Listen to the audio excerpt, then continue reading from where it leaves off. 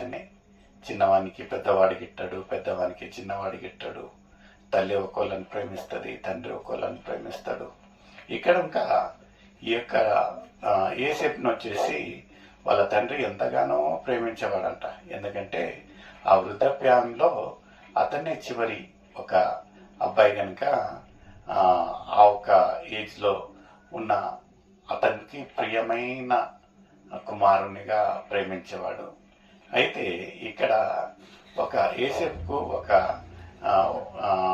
ఏముంటున్నదంటే, దేవుని యొక్క వరదానం ఏముంటున్నదంటే, అతను కలలు కనేవాడంట.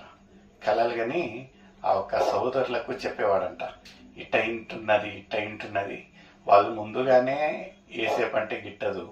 అందులో ఆ కళల సారాంశము, ఆ కళ ఏం చెప్తా ఉంటున్నది, ఏం కలగంటాడు అని వాళ్ళకు వివరించి చెప్పినట్టు ఇంకా ఎక్కువగా వాళ్ళకు కోపము, క్రోధం వచ్చినట్టు మనం చూస్తూ ఉంటున్నాము.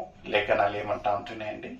అతడు వారిని చూచి నేను కనిన ఈ కలను మీరు దయచేసి వినుడి. అదేమనగా మనము చేనులో పనులు కట్టుచుంటుని నా పన లేచి నిలుచుండగా మీ పనులను